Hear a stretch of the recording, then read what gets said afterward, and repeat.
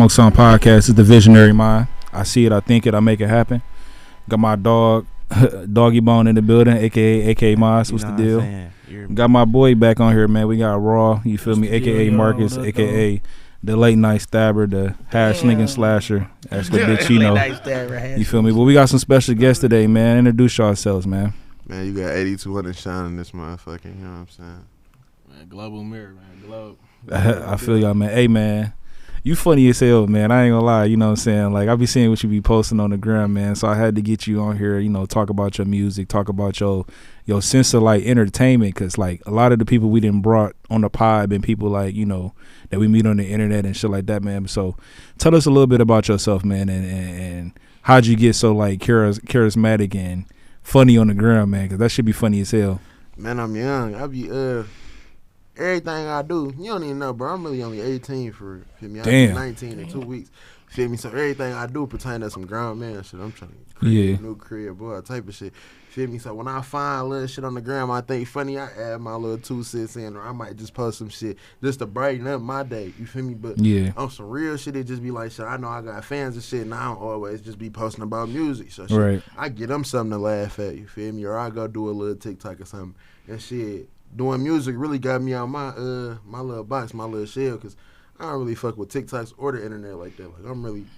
It's him right here, man. You feel me? Like, I'm really... He don't be on none of that shit. I be trying, but he be like, nigga, fuck that, fuck the internet. You think he run my whole page? I don't be on that shit. I don't be shit that nowhere. It's the way to move, so it's like, man, you hear me? But you gotta learn, yeah. Yeah, you gotta learn. Know what you trying to do with it. That's all. Yeah, he be on my ass for real, cause he older than me. You feel me? This damn near my big brother. You feel me? So he be on some shit like, bro, you need to catch an algorithm, post for 30 days, do this, do that.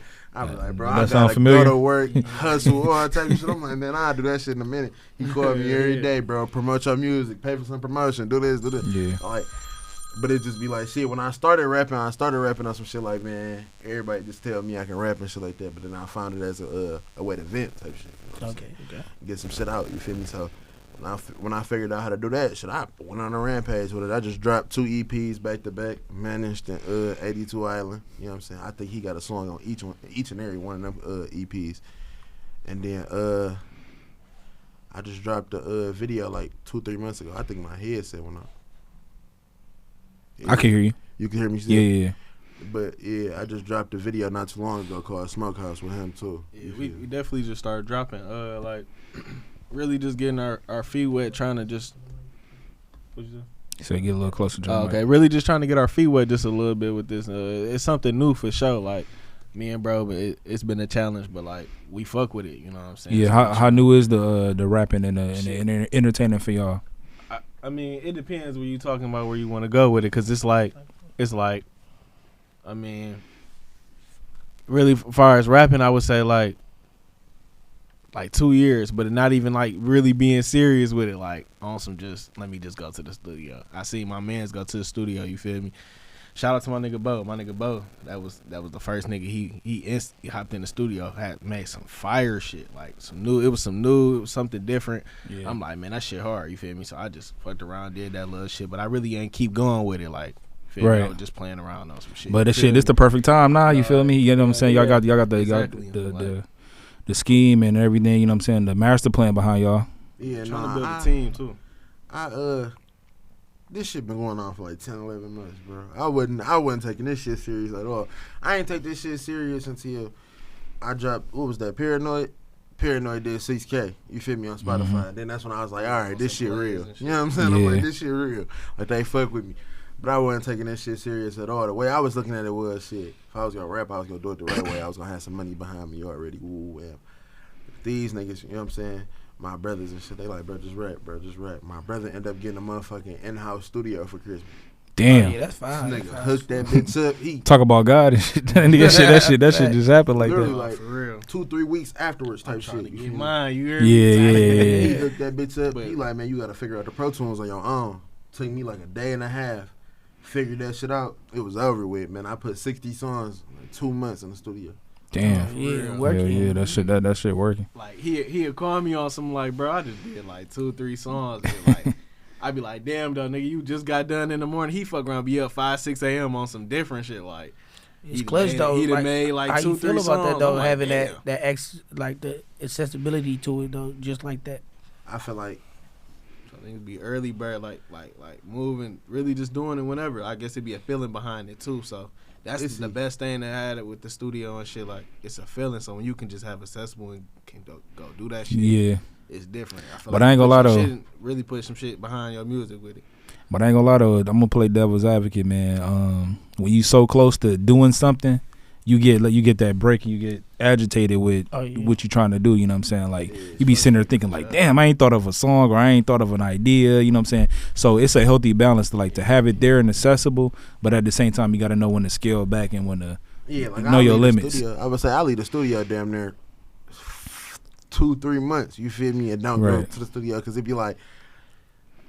I just told bro like shit, we gotta leave. Like, you know what I'm saying? I don't be telling I encourage all young niggas, you know what I'm saying? 18, 19, 20, 21, 30. I don't give a fuck how old you is, bro. Leave this bitch, bro.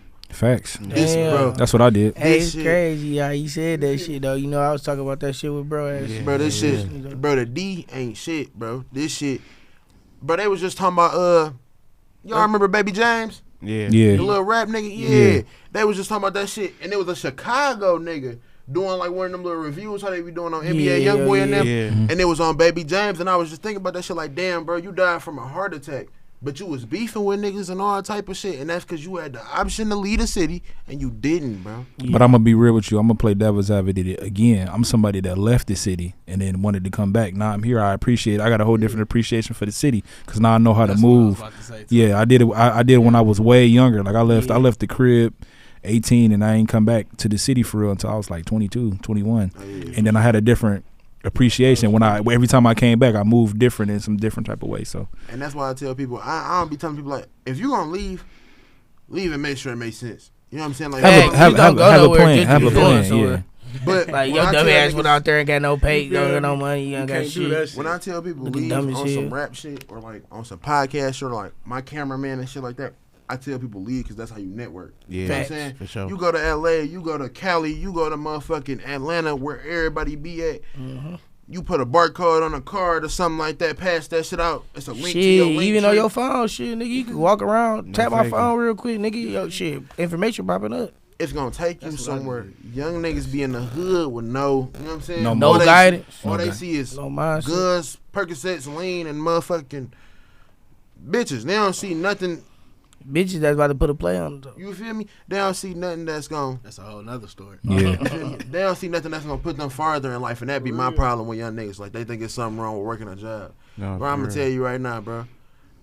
Man, I made damn near 100,000 at 16 and was still working a job. Yeah. That should have never changed. Ain't nothing wrong with working a job, bro. It's called getting you some legal money. Facts, no, for real. Because when the feds hit you, ain't shit you can do, gang. Ain't nothing say you, your mama, your grandma, your daddy, your brother, nothing. And they coming with paperwork. You feel me? Them boys on your ass. They coming with the. Yeah. I encourage everybody to have that right. That's that. You know you're fucked up. You gonna do this shit and get the fuck out of this shit quick. Like you gotta. Not even that though. Like you still can't play with that. How you gonna go get a motherfucking barbershop? Hell no, nigga. They gonna like, where the fuck you get that much money from? So you gotta watch what you doing, no matter what. I tell people, you know, that I've been around shit like that, same shit, bro. Facts. And it's crazy coming from somebody that's this young, though, that you got that mindset. You know, we need more young people like you, though, that had that mindset to actually even talk to other young people in that manner. But these young niggas looking at this shit like it is. You know what I'm saying? Like this shit a game. I was just cutting into my little brother. This nigga, I'm calling him. I'm like, where you at? Why you in there work? He like, oh shit, I had some shit to do. I'm like, man, that shit don't matter. I'm like, you worried about some shit at home? Nigga, you supposed to be on work at time. But at the same time though, like I said, I'm gonna play devil's advocate. Fuck these jobs, nigga. Like for real, like bro, people work jobs and die at jobs. Get a whole life and don't have nothing to show for it. So you have to have a balance of I'm gonna work this job, but I gotta have a life outside of this shit. You can't just gotta have a strategic plan. You gotta have a strategic plan. You know what I'm saying? That's why I be telling him like, shit, you really supposed to work a job and. Shit, staking up cheese to get up out that shit. Yeah. Facts. Or if you gonna play the game right, shit, make sure you get to a job where you got a 401k and a retirement. How you feel plan. about trades then? Like if you get a trade, Hell yeah. You better go to school for electricity, motherfucking whatever, nigga, building roads, whatever. Yeah. Because that's, brother, all you doing is working for a city, or for the city, bro. That's some real money. I know niggas that been digging up cement for forever. Yeah. They've been making $2,000 checks every week for forever. Facts. So. But I feel like in the world, though, they made it seem more like appealing to be like rappers or entertainment and different stuff to where in the real, like, quote unquote, real world, you need to work with your hands. Yeah, like that's only going to entertain you for so long. Like our podcast can blow up. You can blow up rapping, but people attention spans is only going to pay attention to that one thing for so long because they got the real world and work problems that they got to go through and do. So yeah, see, and that's the thing with that. Even with that shit, like, you know what I'm saying, when you everything you do is a phase in life, and you supposed to learn from it and keep pushing. You know Facts. So, rap, bro, and I'm gonna keep it all the way real. With this whole entertainment scene, period, black people made this shit. You gonna start there. Black people damn near made the entertainment scene. You know what I'm saying? It started from us, the root of us. But now they make it to where, yes, nigga, we want you to be a rapper. Yes, we want you to get this money, crash out, do some dumb shit, and die. Yes, you gotta think why though. Think about the plan of why would they? I got a little young guy that want to do some stupid. Oh, why not show him NBA YoungBoy or show him young Lil Durk or show him Lil Papa or somebody getting high as hell? Let me put that in your face. 9 out of 10, you idolizing that, you loving their music, you listening to it. 9 out of 10, what you gonna do?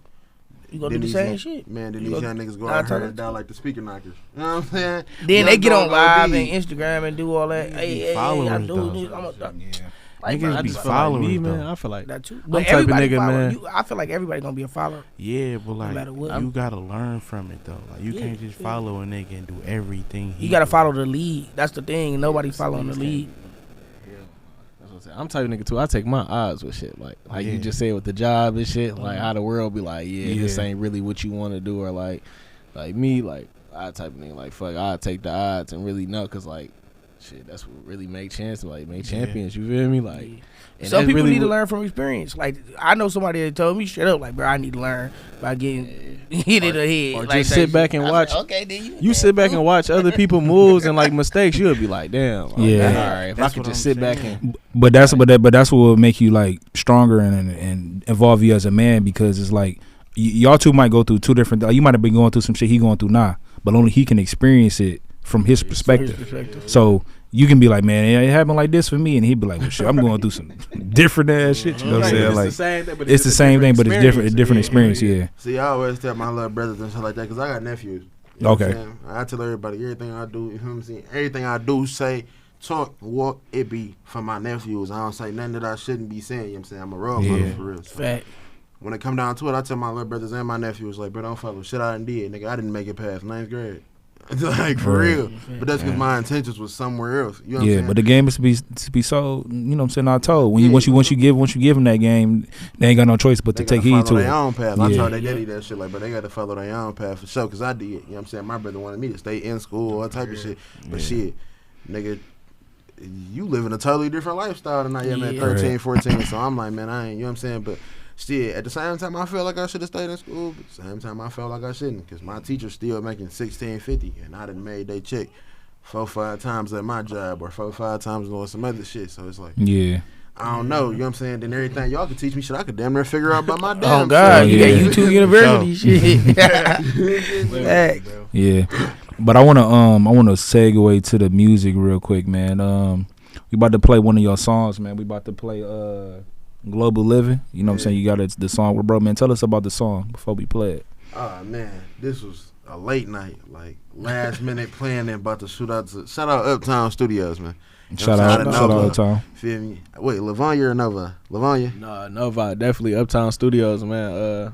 I appreciate them, bro. They've been rocking with me for the longest. Like, we met them a couple years ago. They've been tapping in, always stayed. You feel me? Solid, show loyalty. So we fuck with them. Yeah, I about to say, no, it was a late night, though. I had little shorty with me and shit like that, bro. Like, fuck it, I'm trying to go to the booth. I'm like, fuck it, I got the, you know what I'm saying? I got half on whatever. He like, fuck it, man, let's do it. We had pulled up a little 3, little 4, pulled up. And I'm like, man, we got to throw an intro on this motherfucker. Y'all gonna hear it when he cut the song on. Throw an intro on that motherfucker 3 seconds. Shit, we freestyled this motherfucker back to back. It took us about an hour and 20 minutes. You know that's fine. Shit. Well, we about to play the song, man. We got bros in here. We about to play this song. Let's get it.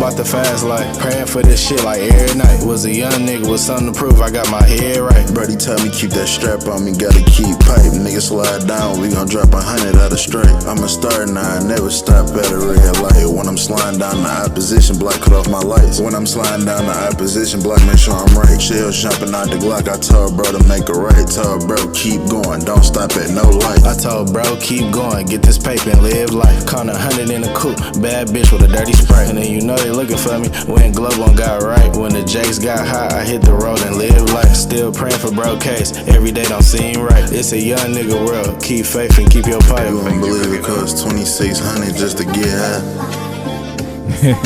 When you speak of me, just know you talking about the boss. One of the rawest nigga ever walk in and pay the cost. I had to take a couple L's just to take a couple dubs. One of the rawest niggas ever, babe, you know that I'm a thug. Cali sweet that free hand, turned up with the plug. Every time I grab a bag, man, you know he show me love. Never coming short, he say nothing less than a dub. Grab a bag from him, then I'm right back to getting the funds. And if I get it back from him, I'm going straight to the hood. Joy Road, exit 9 shit, that's the hood. And Unky told me to keep a mag, that's understood. And niggas knew me way before I was serving through the hood. Shit, I was a young nigga, my first job was just a cop at A blow. When I was 16, niggas knew I wasn't a hoe. Pops told me if I really need to hustle, grab some snow. Black Forces on, niggas know I damn sure with no hoe. Black Force activity, niggas die on the gram when these niggas mention me. Niggas do everything I do, they my mini-me's. Bro, since the shots at him for even trying to hit at me. Spitting the image of my pops, little nigga, get at me. Damn fake, you cooking up. Shout out to my dog for the cover art too, my nigga. Yeah, they fire. That boy fire. Fire as hell. Hey, so is it fair to call y'all like a duo, or y'all like separate, but y'all just got that type of vibe with each other? It's also, we don't even know what the fuck it is. You hear me? But this is my nigga, bro. This my dog, like, how'd y'all meet? I ain't think I asked y'all that. Shit, me and him met, bro. We met through a mutual friend, my KC, bro. Okay, shout out, bro. Yeah, for sure. Bro, definitely, like, I remember, man, I can't even tell you the very first night. It was like a week where it was just like a couple days niggas started just seeing each other, and then we was just like, all right, pull it up. You feel me? Kept on just, you feel me? We didn't. What the fuck did we do, bro? Nah, it was me and bro had just me and Kay had just started linking back up and shit like that because we had been departed for a minute. I had moved out the way to Taylor type. Yeah. Had some other shit going on back home type. For sure. So shit, Kay came and got me one day. He like, shit, I got my mans with me, you feel me? I got my nigga Mirror with me. I'm like, for sure. Nah, I'm kind of a standoff nigga, you feel me? So I get in the car, I don't say too much. Bro in the front seat, he turn around, he look the same way. The same way. Bro turn around and look, he don't pay me no mind. He finished doing what he doing. He rolling up or something, feel me? Kay like, you know what I'm saying? Because Kay one of them niggas, if you his mans, he wants you. Fuck with gotta you. Be cool with his other man. Yeah. You feel me? Or he I'm the same way too, though. You feel me? He gonna keep you on separate. Yeah. So he like, bro, this bro. You feel me? We introduced ourselves. Shit, I end up having a conversation with Mir. Shit, we like the same and a lot of shit. I mean, a lot of the same shit. Now this nigga KC got a habit of every time we get in the car with a nigga, no matter who it is, he be like, man, my young nigga can rap, bro. He only freestyle, bro. Like he don't write nothing. You feel me? Yeah, he like, man, go ahead and rap. You feel me? Yeah. I end up rapping. Mir like, I ain't gonna lie, bro. I don't know how you know what I'm saying? He like, but you just put some shit together in your head and you let it go. He like 3 seconds. You only heard 10 seconds to the beat. You on that motherfucker. Man, no, for real. So every time after that shit, we end up next morning we end up having to talk about something, but he end up adding Bro to a group chat or a group call or something like that. And that's how we end up getting each other number. And shit, after a minute, shit, I was barely seeing K and linking up with this nigga, you feel me? But that's because, you know what I'm saying? It be like that. That's how me and that's how me and bro linked up. I said we grown, so everybody got their own, you feel me? It be times me and him don't talk for a month, you feel me? But nigga, if it's ultimately anybody I talk to mostly, you know what I'm saying? It's this nigga. I be with this nigga myself. Yeah, facts. Hey, so we was having some good off the record conversations before we started the pod or whatever. So we gotta put them in the air, man. Hey, we can do some quick hips, and that's how. I'm about to win the parlay and go buy the Pistons. Cause them niggas, man, them niggas. Hey, listen, how you blow the lead? If we get to talking about this shit, I'm about to bro. put a band on the parlay and go buy the Pistons, man. Go to the chip, man. I'm trading all them niggas. Whole team gotta go. Niggas. Everybody cut. We said we bringing the old. You gotta change the name now. We bring the white of them back. I'm going. Shit. Jive War, all of the white can stay where his ass at. I ain't gonna lie, I'm gonna keep it real. The Pistons coaches need to go ahead, take whatever they got left in their bank account, offer that shit to Steph, bro. Say that. Them gonna look at their ass. That nigga, he ain't gonna want to leave and go to come here. They trying to say that Clay about the low key trade. Man, I'm going to get. He trying to be a free agent or something. That shit. They been saying that shit for years. Man, Clay ain't going nowhere. He had a twisted Achilles and they still kept that nigga and he got paid. I ain't like Curry and Clay. They ain't going nowhere though. No matter where you go. Curry and Clay ain't going nowhere. I'm going number one pick. Dre staying there too, bro. Shit, that trade Draymond. I don't know. That trade Draymond that turned into a motherfucker. I ain't gonna lie. I ain't gonna lie. If we gonna get somebody from Golden State, that's what the fuck we need. Draymond. Yeah, them niggas get the trip and not playing. Whoop all them niggas ass. We just need some veterans. We need some real veterans that really can ball. Like ain't on that whole shit. That can really ball. Cause see, look, I'm gonna keep it real. My nigga K do his thing. I'm gonna get Iman Shumpert. He gonna play defense. He talking about Iman Shumpert. What? I'm going. He on the shot fucking hoes. So he got bad bitches. This bitch just left from that nigga. That's a dangerous nigga right now. You can do that, brother. Come hoop, my nigga. We can get Kyle Lowry, CP3. I'm going to get them niggas too old. There's a lot of niggas in the free. We need. These weak ass niggas. What about these winning Lions, bro?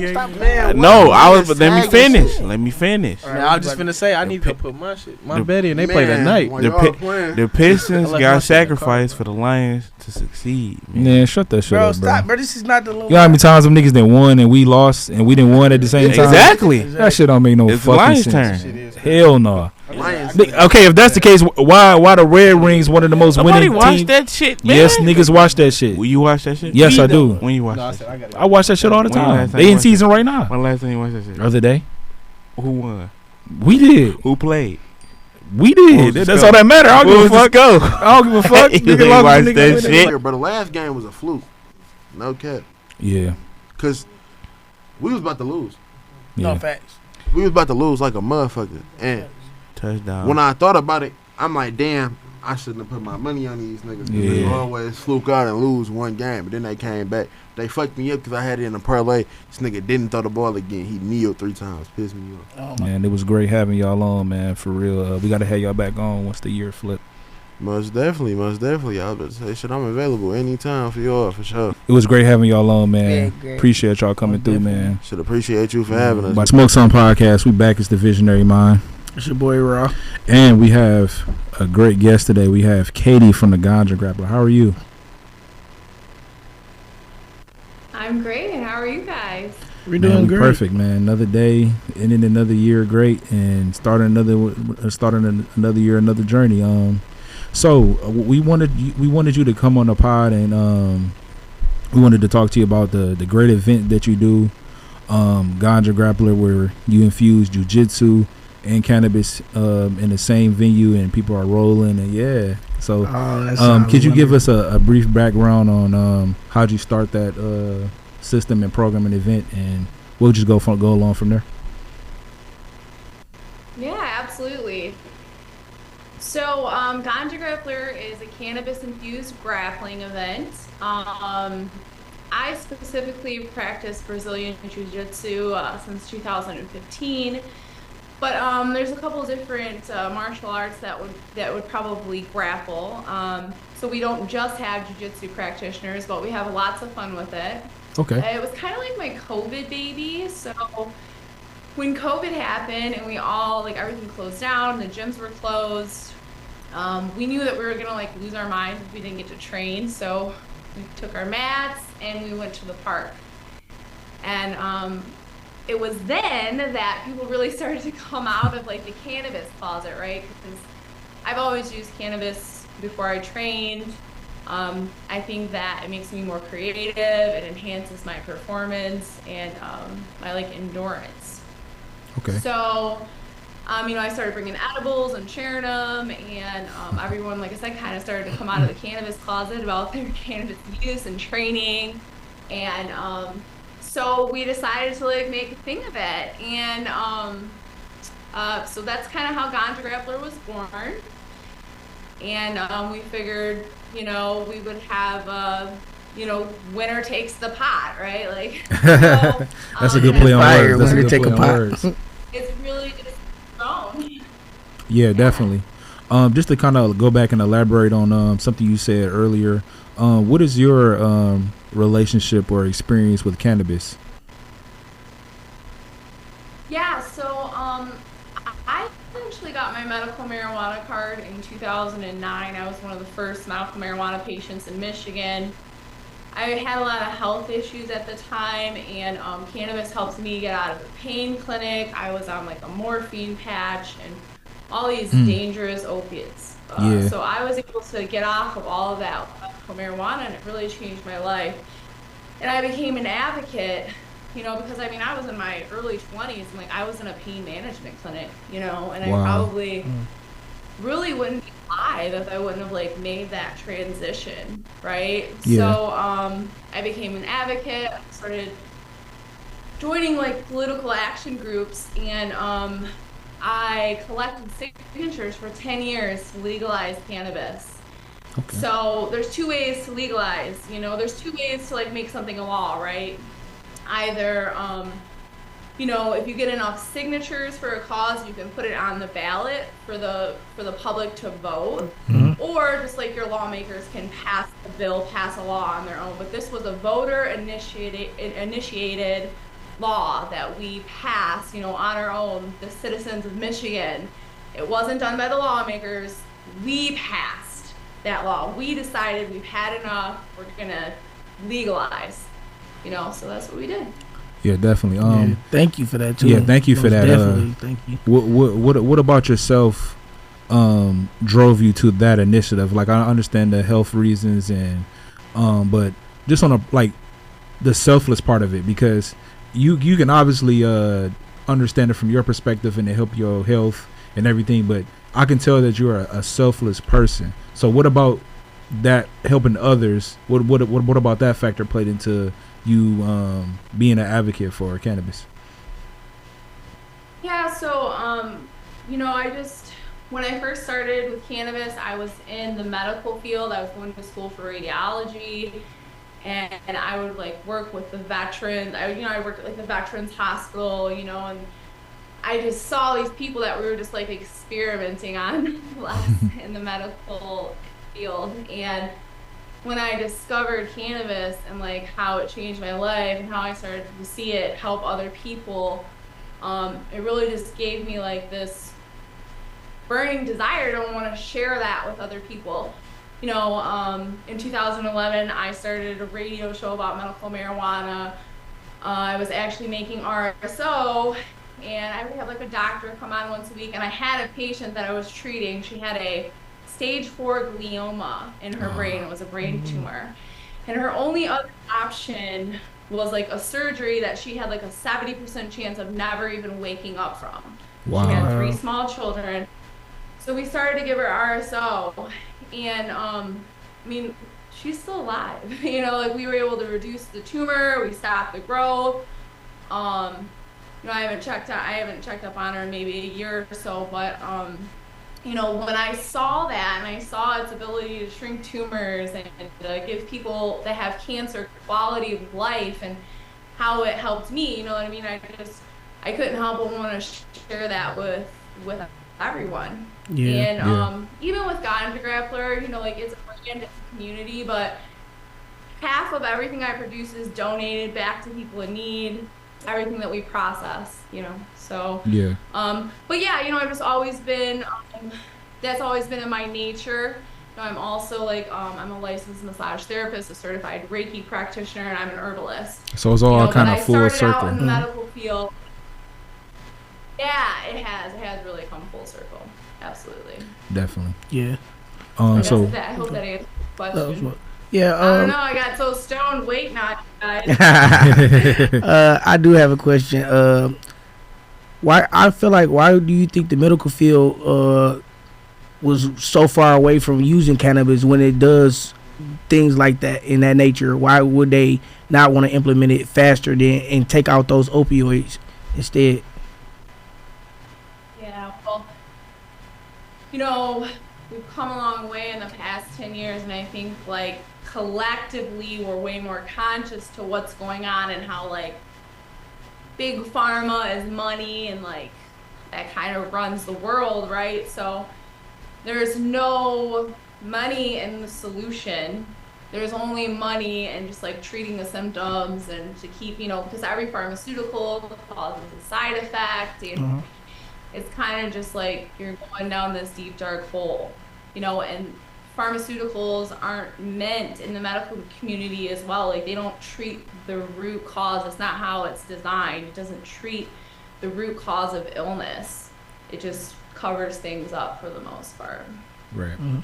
So I want to kind of and natural things can't be patented, right? So like you can't patent a natural cure. So that takes the money out of it.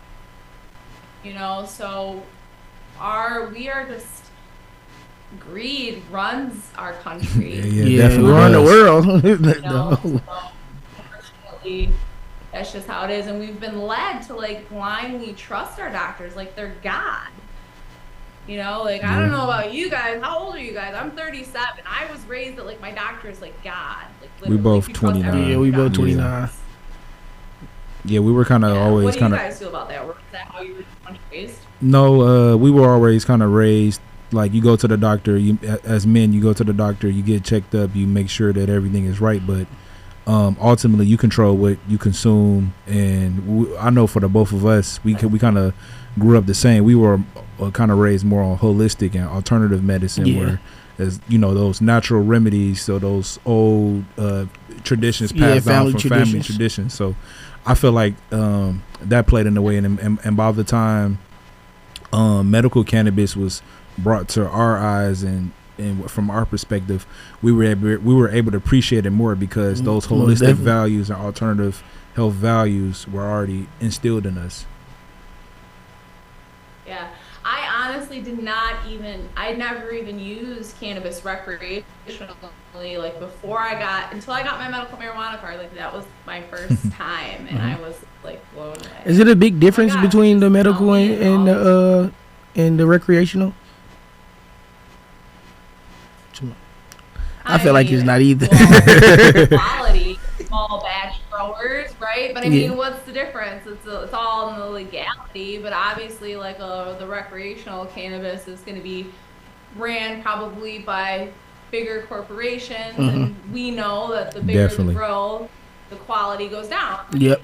Right. They can't compete with the small batch growers. So I think that there'll always be a market for craft, quality, small batch cannabis. But yeah. Yeah. So I kind of want to kind of dive into your martial arts background because you know we talked about the cannabis and we talked about your journey and your activism and your being a strong advocate for cannabis, but we want to just talk briefly about your martial arts background. So how long have you been a part of martial arts? What martial arts do you practice? And we'll just go from there. Yeah, for sure. So I started training in Brazilian jiu-jitsu in 2015, and I've done a little bit of like C-Lat, which is similar and has some weapons and stuff, but mainly I've trained in Brazilian jiu-jitsu or American jiu-jitsu, which is basically like a ground-based sport. You know, you start on your feet, you take your opponent to the ground, and then you submit them with like joint locks or choke holds, things like that.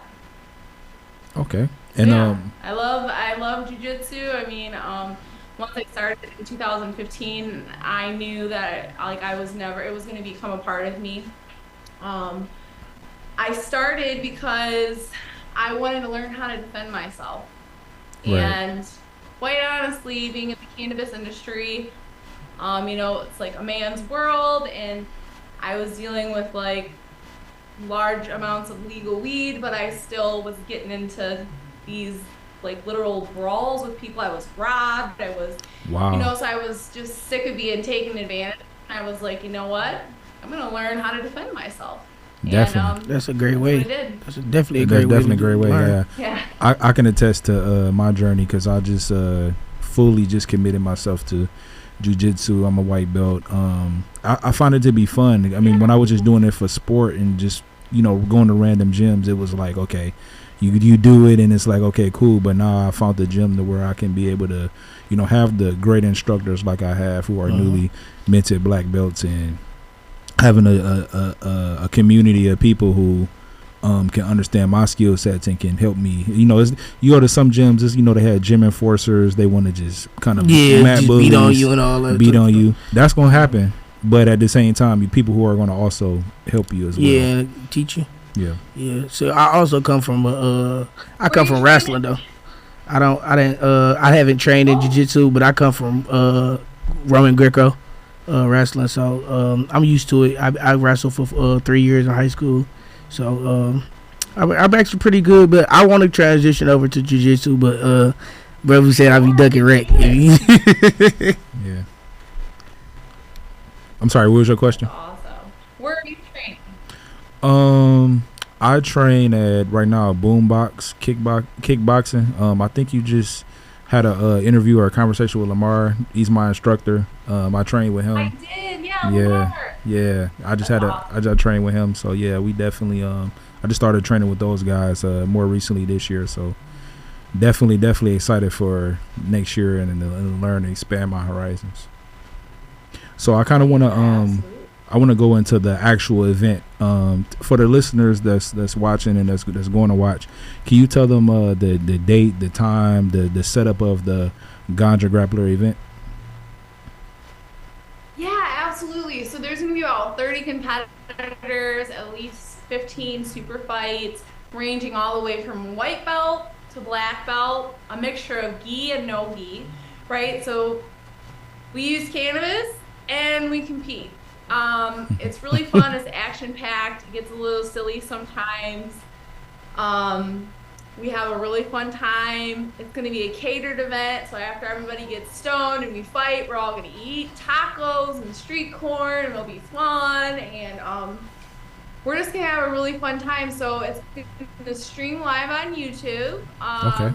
You can go to our YouTube. We're just GanjaGrappler on YouTube, GanjaGrappler.com.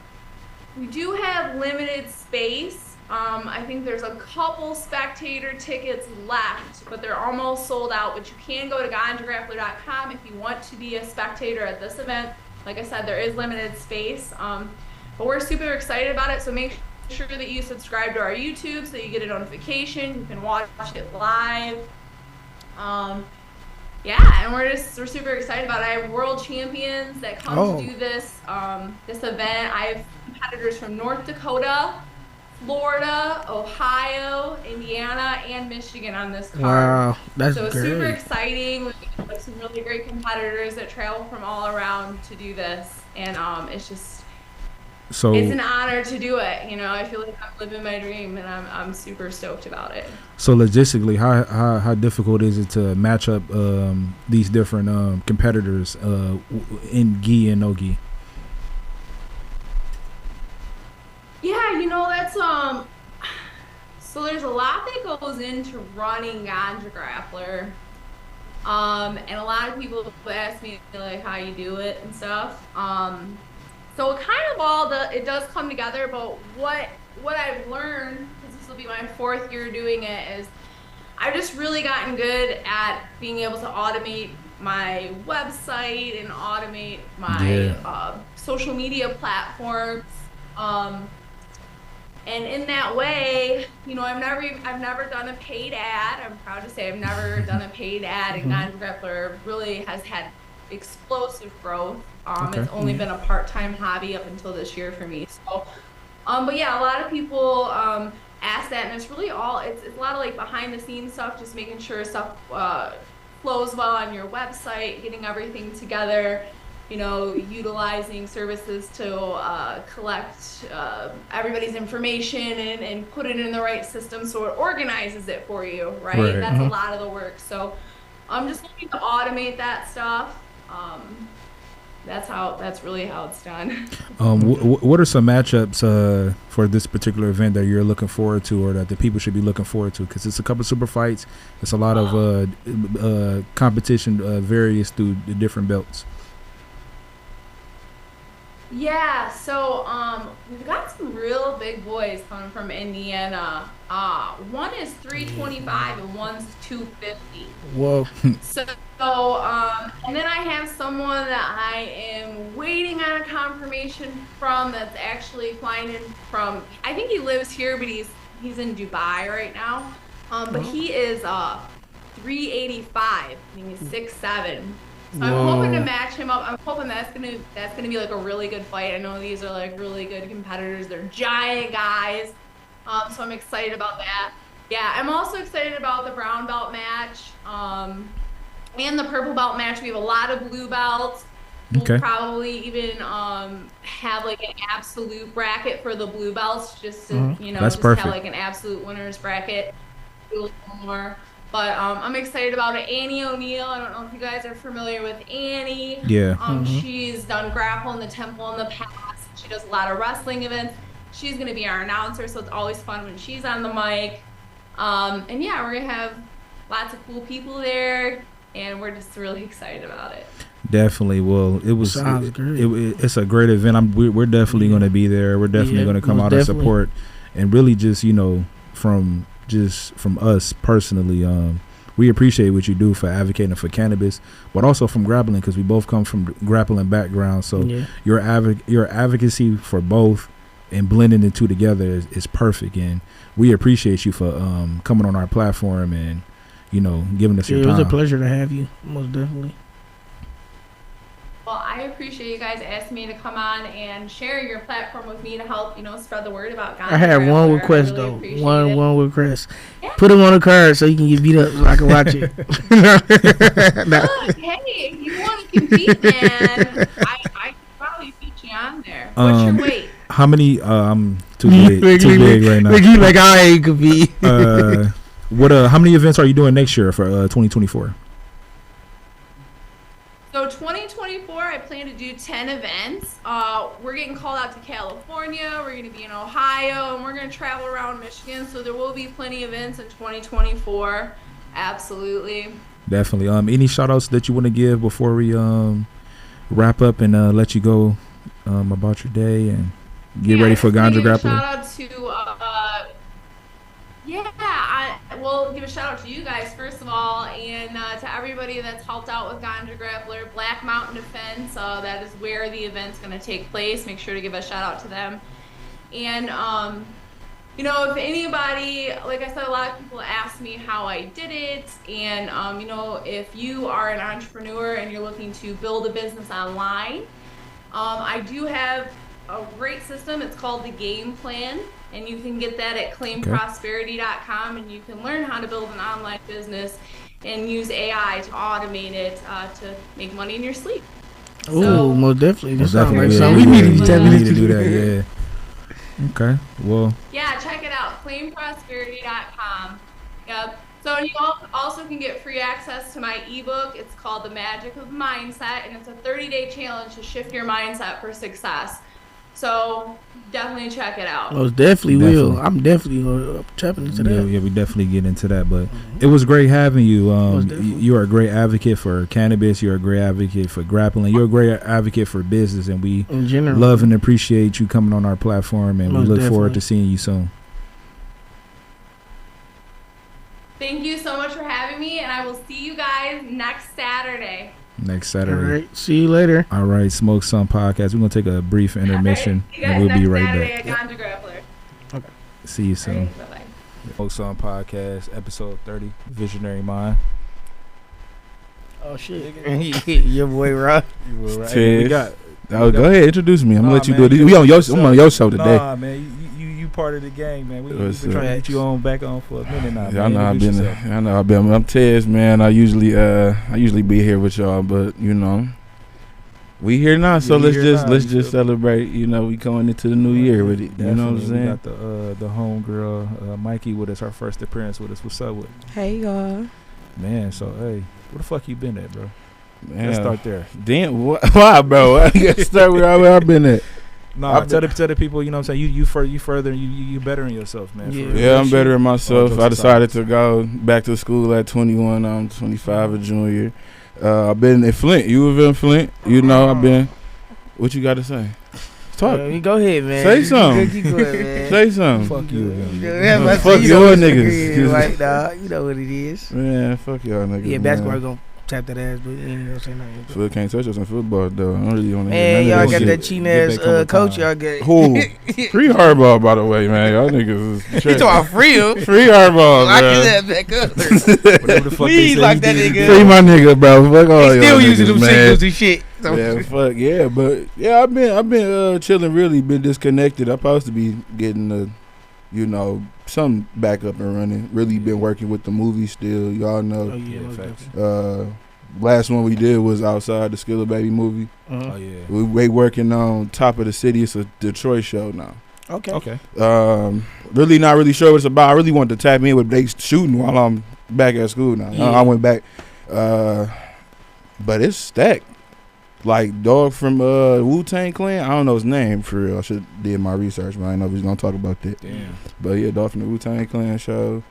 A lot of people from that like Tubi space for real. Yeah. It's on that. Still got Skilla back. Still got Sada back. Yeah. I don't know if they got payroll back, but they just really adding on to the roster now. Like, Yeah. it's something to be a part of. I mean, once I'm gonna tap in with Ronnie, he the director. Once he summertime, we'll see what he doing, and we gonna tap back in. And so you tap back into the city, Yeah, I mean, he called me and wanted me to have some peeps. So I be needing like people on standby that want to do like extras and shit. Cause he had called me like, who do you got? I'm trying to get this production company off the ground. So yeah.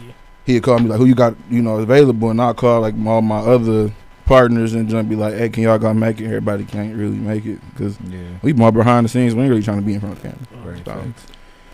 So yeah, we just need more people to be on standby. When I be like, okay, he need this type of person, I'm gonna call you because you fit the description better. Right. Go to have. Gotta get my boy in one of the movies, man. Gotta get we talked about this. He got a problem we ain't gonna speak on. But I know. For sure. I know what it is. It's deeper than what everybody would think it is, but it's deeper. So I do want to get him on there, but I want to get him on there when the right people is there. So yeah. Mikey, what's up with you? How would you classify yourself? Because I see you do a lot of different things on the ground. So most of the people we meet and we have on the show, we meet from the ground. You like a influencer, party promoter, fashion type of thing. So how would you classify yourself? So right now it's like my hands is in all types of hats right now. So the influencer, just out here just trying to make moves as far as like brand ambassadors, trying to get in contact with like clothing brands. To be honest, with like any brand, like food, weed, liquor, you know what I'm saying? Just trying to get more exposure from my brand because I started it in quarantine and it was just, me as far as like music, but I'm a female, so I can hop into all types of avenues, you feel me? Yeah, facts. So I just feel like I'm an all-around female. So what can you clarify, what was the brand that you started? So DJ Mikey Red, that was the brand that I started because I was a DJ, started in quarantine, so that was the first thing that I had put my hand in because, we in the crib chilling, ain't doing nothing, smoking, just listening to music. What was you DJing during quarantine? What you mean? Like, what were you DJing at? Can nobody go outside? What was you DJing? Shoot, I was streaming on Facebook, Instagram. You just streaming that shit? Yeah, like, people just be tuning in, just be jamming and like shit. In quarantine. They tap into that shit. They do? Yeah. I've been seeing a lot of them like pop up though. Like this one dude, he just be mixing like different like old cartoons and shit. Yeah. So like it's a lane for that shit. For sure. That's what's up. That shit like that non-player shit right now, man. Yeah. Non-player shit. Yeah, the people be talking crazy like, roses, chicken. Oh, you talking about NPCs? I still can't believe that shit happened, bro. That shit was weird. They eating off that shit though. Man, I'm mad as fuck about it too. Like you just standing there. What was you saying? But no, so I started off as you good. So I started off, with the streaming and stuff like that because, we at home chilling in the crib. And it got like so to the point where like I used to like drop the lives inside like Facebook groups and shit like that. So like with Detroit Hair and Nails, sometimes I'll drop it in a group with like Black entrepreneurs, just stuff just shit like that. But I remember one time, like, my live had got to like 600 views and they blocked that bitch. They always do that. Yeah, like they muted my whole, like they muted my whole live. And then I hopped back on it and the views were starting to go back up and then they blocked me from going live. And I hopped on the ground trying to do it on the ground, blocked me, flagged my page. So I'm like, oh, you're violating with the community guidelines. Da-da-da-da. I'm gonna give you some sauce real quick, right? Cause this is what I do, and I still got my page. I tag Mark Zuckerberg, fuck you every day. You gotta establish dominance with this nigga so you leave you alone. Hey, look, you gotta stand your ground. Hey, that nigga Mark Zuckerberg is. That's why I'm the reason why this nigga you can't tag him no more. Back then he's tagged that's no everyone. Fuck you, bitch. Like every time. But no, like they a lot of people be like, oh yeah, I don't see you on social media, you know, streaming or whatever. I'm like, it's not I don't want to, it's I can't, cause they done threatened me like 4 or 5 times to delete my page. So I'm just like, we about to get back into it though next year though. I call this bluff, like nigga, do that shit. Exactly. No, bitch. I ain't worried. No, so look, anyway. So got look, browser. Everything I make myself 7 times. So when I was I just moved back from Atlanta in like March. So when I was in Atlanta and shit, people pages was getting deleted. So I'm like, oh fuck, let me go make a backup before they come and delete my shit, cause I done invited all types of community guidelines on this motherfucker, you feel me? So like that, trust me. I was just like, man, like, I'm like, please don't delete my Instagram. I'm like, my little followers is something to me though, cause I'm like, you know what I'm saying, like, they like, you know, they like my family, yeah, like, you know, it's like my family. So it's like social media, like me, like when I'm on social media, I'm just showing like who I am, you know, just genuinely showing people like who I am as a person. As far as like if I'm on that bitch, I'm smoking weed all day, you feel what I'm saying? Or if I'm on here, shit, I'm out here, I'm at the motherfucking party, and when you know, shit, you know, so it's just stuff like that. So you say you live in Atlanta, man. Is Atlanta weed really that bad? Cause it was that bad for me when I went there the couple times I done been. Trash. Shit's it brown Reggie, as fuck. That shit be brown as shit. Y'all got that shit out the car. Come on, this is Georgia Pie. Get that bullshit out. So Atlanta weed makes me throw up, literally. Like paprika and shit.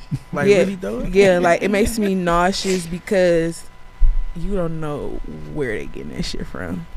Because you got it.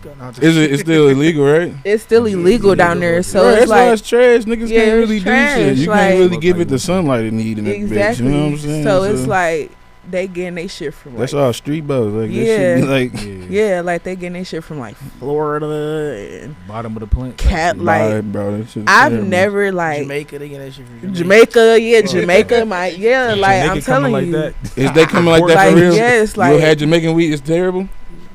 The rosters niggas fucking say swear. My mom, she went to Montego Bay on a cruise and she came back with some shit and I was like, yeah, this shit is garbage. Yeah, garbage for like they weed down there, like I know they be lacing that shit with like fentanyl. You gotta be careful with that down there because everything got fentanyl. Yeah, everything got like the fucking infamy. No, I'm just saying, bro. Like you can't even take shit without being in. R.I.P. to my Uncle Kovar. He just had passed away from that shit. So, they for the Wire. Huh? This dude from the Wire. I thought you said an uncle. Yeah, your uncle. Yeah, it's my uncle. You said Omar. Yeah, that happened to him too. No, his the Fent. Yeah. He passed from fentanyl. But they be, the weed down there ain't here no shit. Like you for sure gotta sneak that shit back home. Well, from home. There. I'll tell you this. I go to Atlanta. I'm coming with some I know that's right. I can't wait to go to Atlanta. I'm coming back. This shit pisses me off. Hey, so far as like the Atlanta scene, like the lifestyle, like what was it like for you? Okay, so I've been back and forth between Detroit and Atlanta for about 10 years. I seen it before COVID, I seen it during COVID, and I seen it after COVID. When I was there, when I was a teenager, shit was lit. Yeah. I'm a teenager. The culture from Detroit and from Atlanta is totally different. It's more slower down there to me. We cousins for real. Like, we are kind of like cousins. I feel like me and us in Chicago is really cousins. Yeah, we more like Chicago brothers for though. sure. See, we more like brothers though. Chicago is your cousin on your mama's side.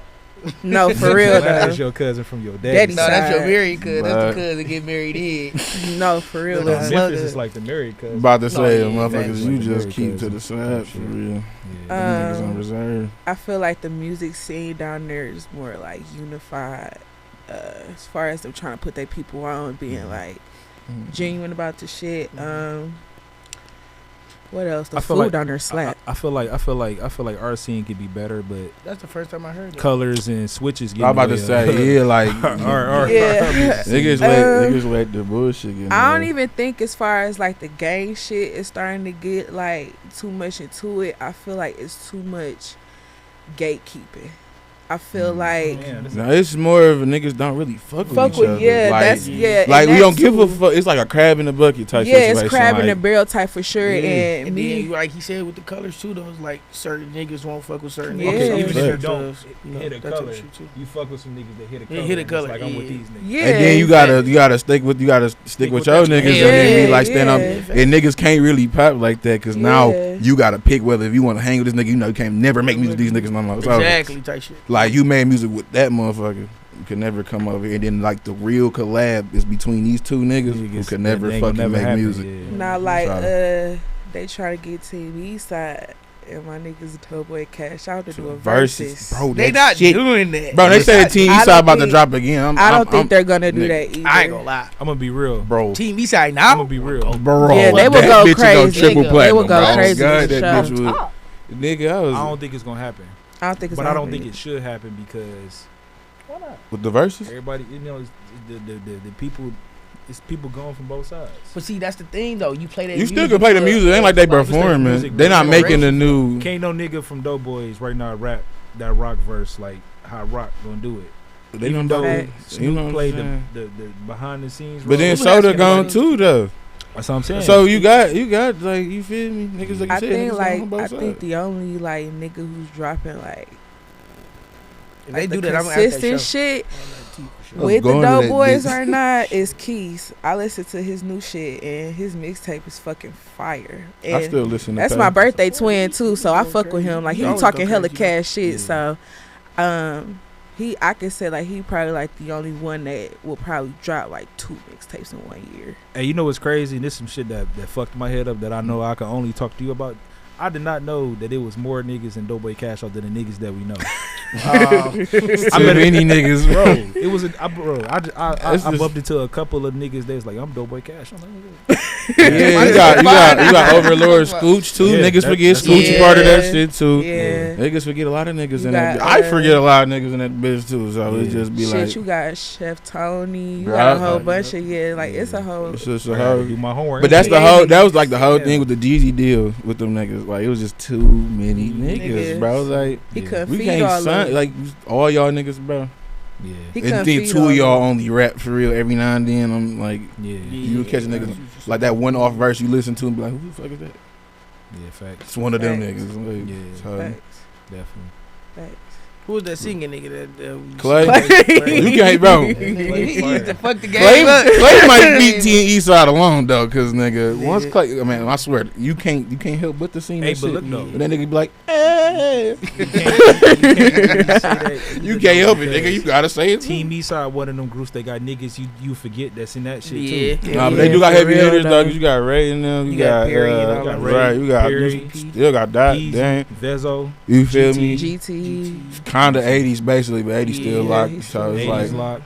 You know, even Webo was Vezo kinda too. You can't Vezo definitely. What's damn?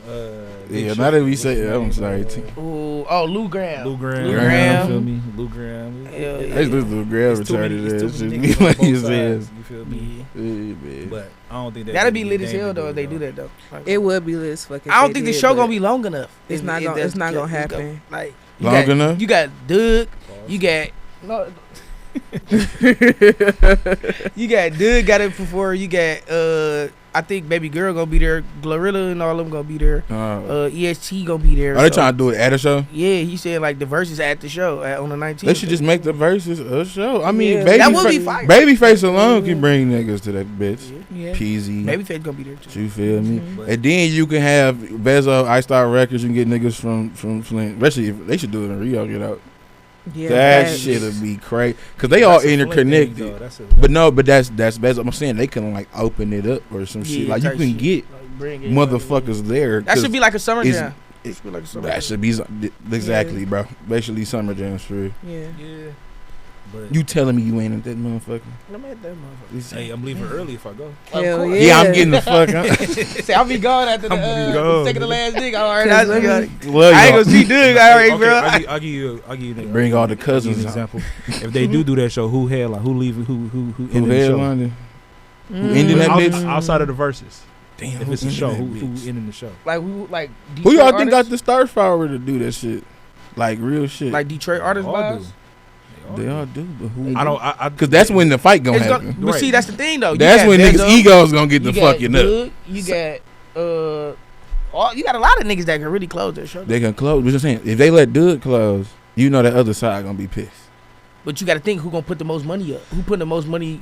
Who the most money you buy is gonna be the nigga that. That nigga been gone for a minute, bro. He kind of cold a little bit. He got to kind of like do some shit to bring that back. So he kind of cold right now. Just what you said, like that is true. Who gonna put the most like cheese up? But you also got to think who got the longest like catalog as far as like hits as well, because. When you're doing the verses, it's all about your hits for real. No, not the verses. Who talking about headline? Headline the show. If it's gonna be on the 19th, it's gonna be Doug.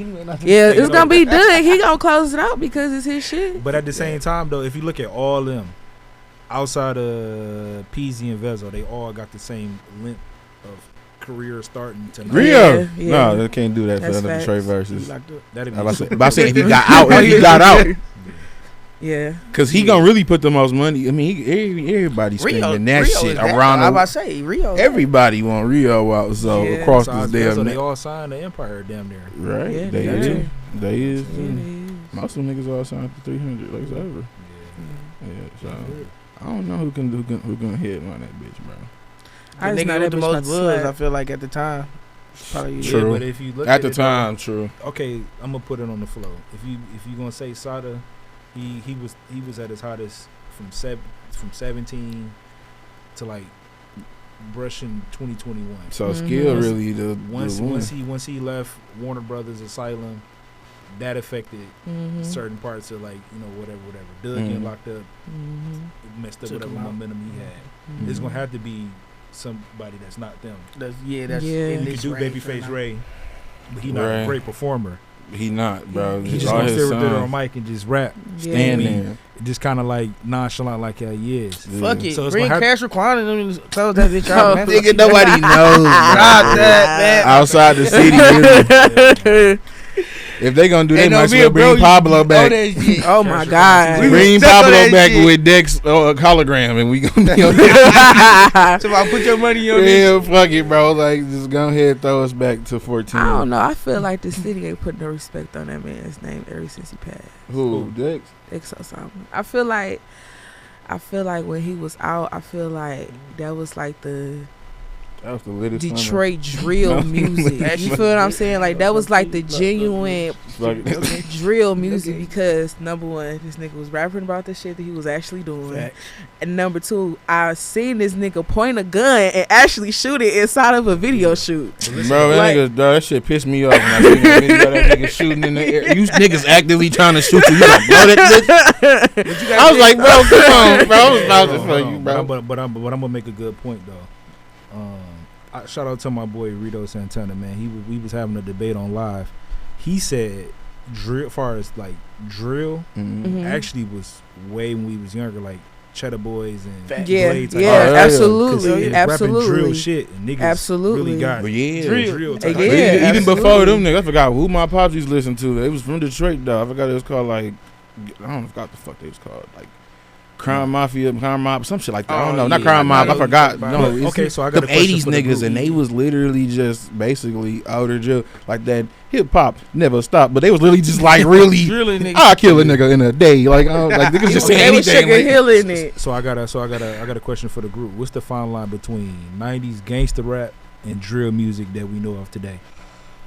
I'd say just the like elements of it.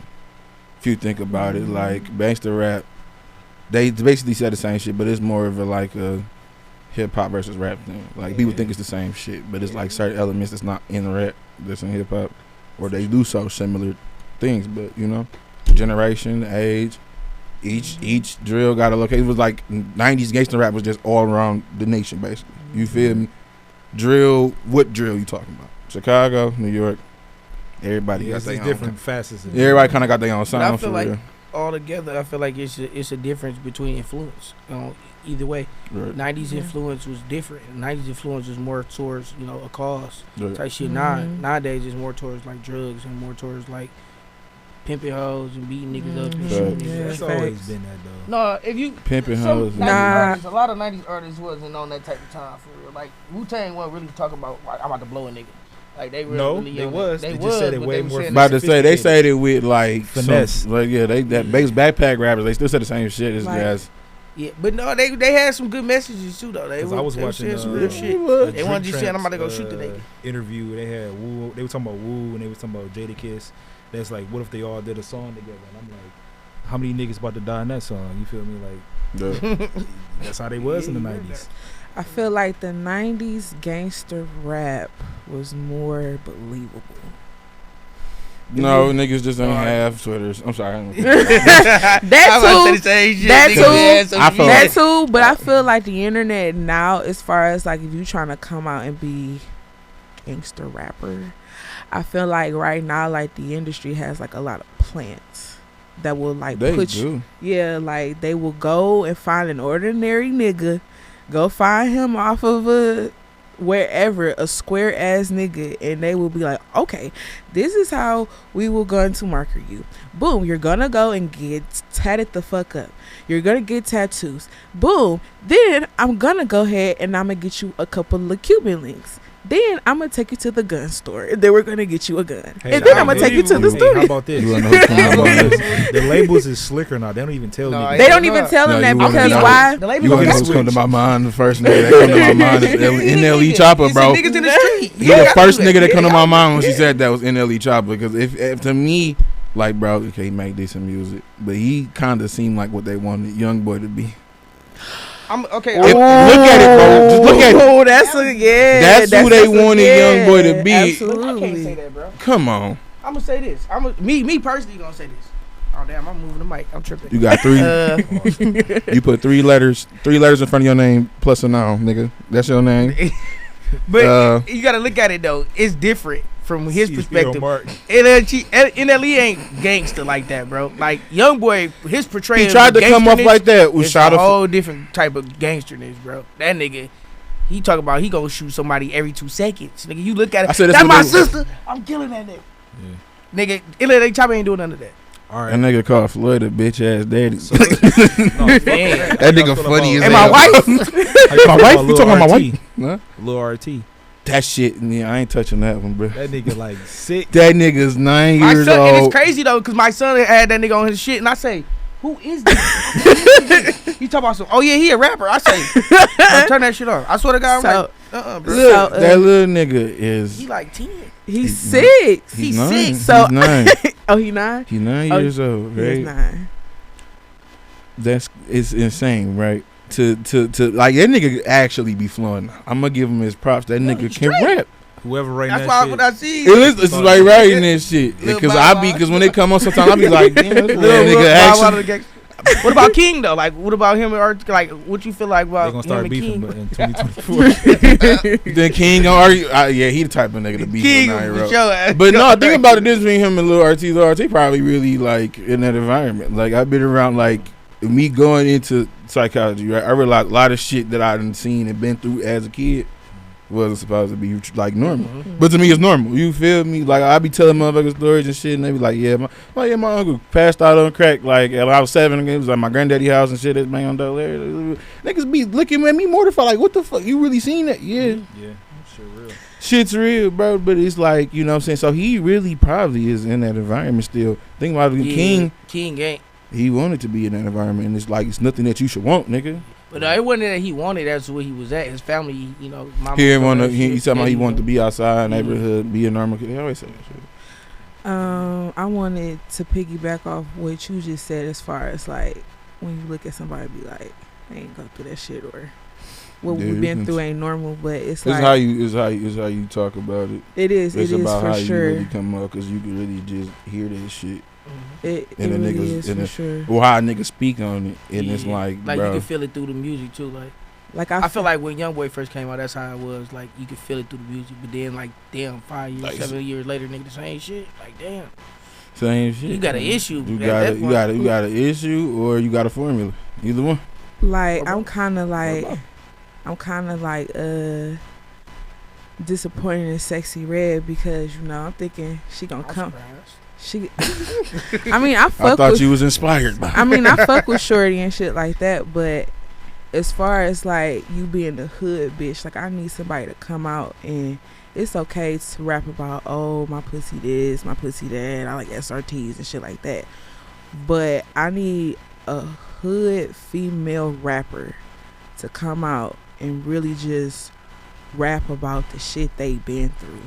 We got those. But look, you gotta think about it. It's like her freshman year, really. You know what I'm saying? Not her freshman year. You gotta give her some time to mature as an artist. Like usually niggas don't really tap into that deeper shit until later on. But the thing is, I don't even think Shorty gonna last that long to even She get trying to to that secure point. the bag. She is trying to secure the bag, but I just feel like as far as like the female rap right now, it's just in one lane. You feel what I'm saying? Yeah, I feel all sound the same to me. It's for sure. An algorithm for sure. It's an algorithm for sure. It's you got artists that like that Flo Milli song, that was actually I she said the same thing, but she actually can really rap. Yeah, I fuck with her. You got artists like Tink, who a fire artist that rap how she speaking about. I fuck with Tink. Like, you know what I'm saying? But I fuck with her. The thing about it is the way that how long Tink career was. Though. But you think about it, the way they really rap, right?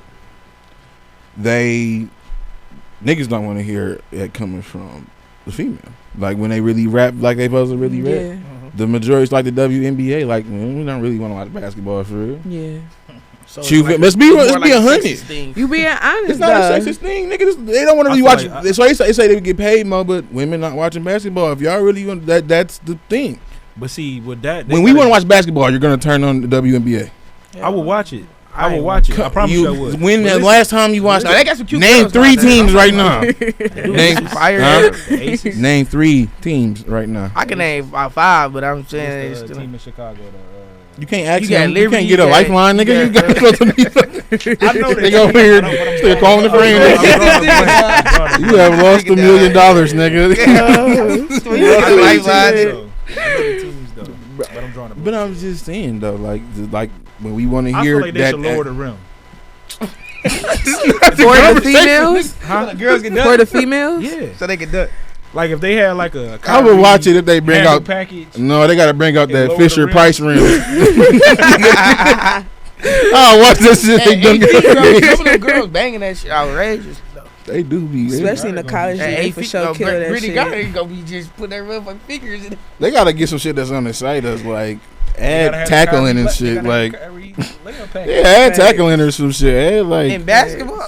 Yeah, I mean for the WNBA, you gotta kind of like add some shit to it, bro. Say nigga, they need to have WWE halftime. I'm gonna be real with you though. I'm gonna be real with you though. On a serious note. Yeah, I'm serious note. What they need to do is they need to bring their organization to the hood, because there's a lot of girls that's growing up now that ain't gonna play basketball. They looking at Sexy Red and it's like, okay, this the way out. Absolutely. That's a real nigga shit though. Absolutely. What you talking about? Bring it to the hood, bring it to the inspire. Hood. That's what they did the NBA. Yeah. People wasn't watching the NBA 40 years ago. They was prepaid. You could look at the newspaper the next day and see it wasn't live. Let me tell you, like growing up in the hood, like me, I'm from 7 Mile and Moraine. Okay. Eastside. Cousin. Then I'm from 7 Kelly. What's the cousins? Niggas right there. I was off Saratoga, nigga. Yeah. I used to go to Hillman, nigga. Yeah. I used to go to Carlton Elementary. Yeah, I was right there. And I'm from Mac and Rose. You with the DMB area. So I'm gonna tell y'all this, like, being a female from the hood. Cause right now I ain't in the hood no more, but you feel what I'm saying? Being trying to turn a dream into reality. You feel me?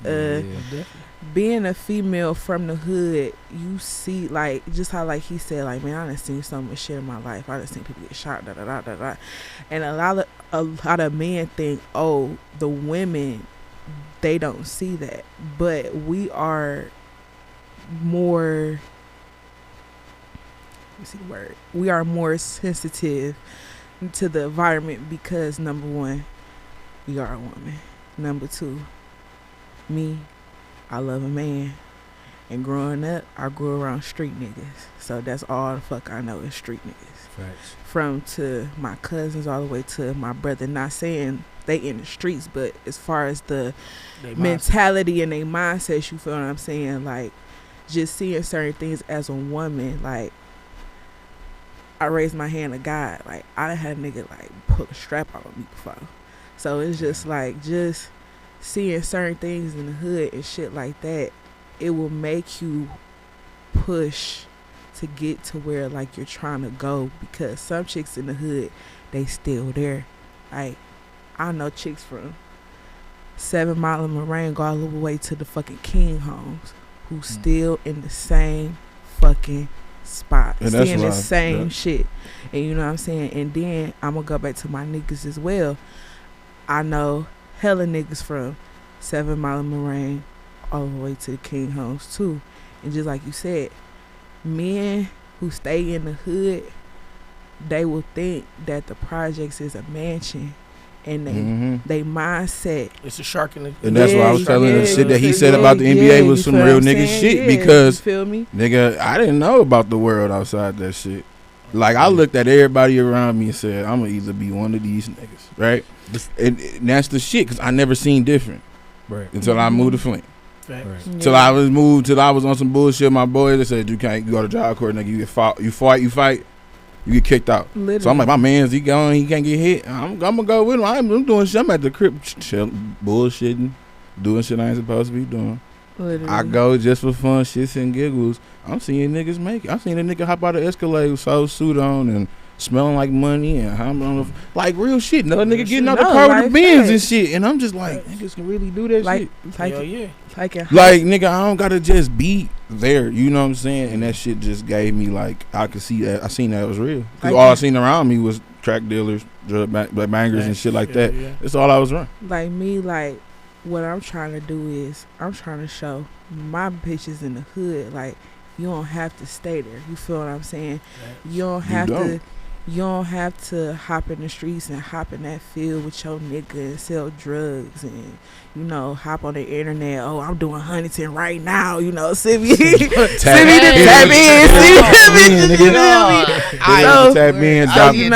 Let me drop a band in your account type shit. You feel me? Like, and you know, like, growing up, my mama back in the day, you know, she used to have her feet in the streets as well, but growing up as a female, she also taught me it's so much more out here. If you want to go to college, you could go to college. If you want to do this, you could do this. If you want to do this, you can do this. But it's like, for me right now, I'm putting on for my bitches in the fucking hood who can't get out, who ain't seen shit up outside this bitch, because thank God she moved me to Atlanta, because if she did, I don't know where the fuck I would have been. Nigga, like, facts. You can say that though. Like, you can say they could push that on you. Like, my grandma pushed that education shit on me. I still dropped out. Yeah, like, I dropped. You like, I'm not in college right shit, now. Like, I'm pushing my career right now. Like, I'm not trying to. I ain't going been in school for 10 years. I ain't got paid off this shit once. You think I'm gonna listen to you? Bro, you pay so much to get a little sheet of paper, and these motherfuckers just sat and told us, like, that little piece of paper ain't gonna mean shit in the next 5 years. That's all you hear, bro. Like, that shit's not gonna it's mean not gonna matter. It's not gonna shit like that. You feel me? Unless shit you gotta go in millions of debt for. Like, you know how much that schooling costs in years you got. Behind you when you had that, but you gotta have that. I ain't gonna say their name. They love them to life. But they got two bachelor's degrees and a master's, and not working right now. Well, I believe it. Yeah. What you mean they're not working? They good? Huh? They good or something? Like they just no. I'm saying they're just not working. I'm saying just like, not working. Like in that field that they did all that shit and not work. You know what I'm saying? They put all they into that, and when it was other opportunities, you know, that was a I feel like it's like a big ass scam when you go and pay the white man almost $250,000 just to get a sheet of paper, and you come home and you get a job at Home Depot. But people don't have a plan. That's what I'm saying. Niggas don't have plans though. Niggas don't got plans though. Yeah, you have to have the mindset. An example of it where he could have, like, people was trying to get him to go back to school. He could have been like, "Fuck it, I'm gonna go back to school because y'all want me to." He went because he wanted to. I did. And he had a plan. And he had a game plan. I realized how fucked up I was. Yeah. You know what I'm saying, mentally and shit. Yeah. I didn't know why, because like I said, a lot of shit I ain't know about. Right. I go take one psych class and that shit just that like shit got in you, didn't it just hit me like damn. Yeah, I want to smack the shit out of my break. Like, I took psychology in college, so I'm already knowing. Like that shit just hit me like, shit, that first class be like damn. The introduction for sure fuck you up. My plan is up. They just put me straight up in anger management since I want to say I was in elementary. Cause I ain't did nothing, but I had issues, I had problems. I was angry. I didn't know I was fucking angry all the time. I just was. I don't feel like I was angry. I feel like they was fucking with me. You felt like they was fucking with you. You know what? My time, like, that's the thing about school too. The time and shit. Don't give me no time to do nothing with the fuck I want to do. Let me do it on my time, and that's the problem. That's the issue. Why a lot of these kids don't want to go to school because they ain't doing shit on their time. Like, y'all niggas gotta learn. It was just so much that I didn't realize I was angry about. That I was angry about the type of religion. I went to a cooking church school for like a year or two. Catholic? No, I don't know if it's clap. We got fucking paddled. Which one? Oh, what? Yeah, we got fucking paddled. Wait, what? As far as like, bro, it was at the church my uncle owned. Sure, it was a school. I went there for like a year, nigga, before I went back to Helman. You want to say the school? God's Way. It don't exist no more. It's called God's Way. It was on the mall? Huh? It was on the mall? I don't know where the fuck that shit was at. We took like a fucking church van to that bitch every day. Yes, nigga. The nigga named Mr. Ted drove that bitch. It was some random nigga that just drove that bitch. Hell nigga, I got paddled my first time because I was talking during prayer. I didn't know what the fuck prayer was. Nobody explained none of this shit, bro. Niggas just told me to obey. Yeah. Don't do this or don't do that. You going to tell them what to do and you don't explain it. You don't explain a damn thing. So now I'm just angry at this God character that tell me I can't have fun or I'm going to hell and I'm getting on fire for it. What I'm supposed to do? So I'm mad off that. Then my grandma died, so I'm mad off that too. Then my daddy ain't shit. He was a drug dealer. He's a nigga was in and out. I'm mad about that, but I don't know. I'm mad about that. So she just piling on. Then my nana, my first grandmother died. Like the two grandmas died when I was a kid. I didn't understand it. They was just not there no more. But when my nana died, that was the person I was the closest with, the one that raised me. I completely just snapped. Like I didn't give a fuck about shit, nigga. My whole high school is shit. Like the whole thing, I didn't give about nothing. I dropped out in 11th. I'm doing whatever the fuck I want to do. Can't nobody tell me nothing. I just, like I said, I see my community. I see everybody around me. I'm gonna end up like either one of these niggas.